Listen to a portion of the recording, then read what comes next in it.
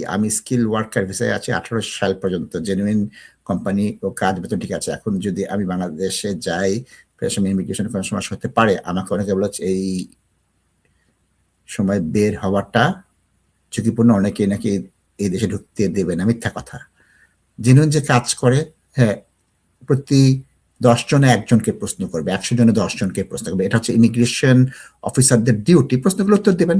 আমি এই কোম্পানিতে কাজ করি, কোম্পানির ঠিকানা এই, আমি এই তারিখে শুরু করেছি, আমার স্কিল ওয়ার্কার অকুপেশন কোড এত, আপনার জব ডিসক্রিপশন এত, আমার লাইন ম্যানেজার এত, লাইন ম্যানেজার নম্বর আছে, আমাকে এই যে ছুটি দিয়েছে, ছুটি চিঠি নিয়ে যাচ্ছে। সিম্পল যদি দুটো প্রশ্নের জবাব দেন, ওরা বুঝবে যে আপনি জানেন। সুতরাং যারা এখানে এসেছে স্কিল ওয়ার্কারে, চাকরি করছে না, ট্যাক্স দিচ্ছে না, এনআই দিচ্ছে না, ব্যাংকে তাদের কোনো টাকা ঢুকছে না, অথবা কোম্পানি রিভোক হয়ে গেছে, কিন্তু এখনো তার 60 ডেজ নোটিস আসে না, তারা গেলে তাদের অসুবিধা।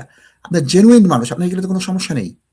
সুতরাং আপনি যা ওই লেজ কাটা এক শিয়াল বলে লেজের ভেজাল কেন, ওই লেজটি কেটে ফেলো, আরাম কত জানো, ওই অবস্থা। আপনার লেজ কাটা যায়নি, আপনার লেজ এখনো আছে, আপনি টাকা দিচ্ছেন, আপনি এনআই ট্যাক্স দিচ্ছেন, বেতন পাচ্ছেন, খুশি মতো ছুটি করে আসেন, বাবা মা আত্মীয় স্বজন দেখা করে আসেন। আর অবশ্যই আপনি পেইড লিভের চিঠি নেবেন, paid leave, earn leave, annual leave যেটা আছে সেটা। আনপেড লিভ নেবেন না, আনপেড লিভ নিলে আপনার জন্য অসংখ্য অসুবিধা হবে। পেইড লিভ নেন। আমি বলবো কোনোভাবে 3 সপ্তাহ বা 3.5 সপ্তাহ বেশি থাকবেন না, ঘুরে আসেন, ইনশাল্লাহ কোনো অসুবিধা হবে না দর্শক।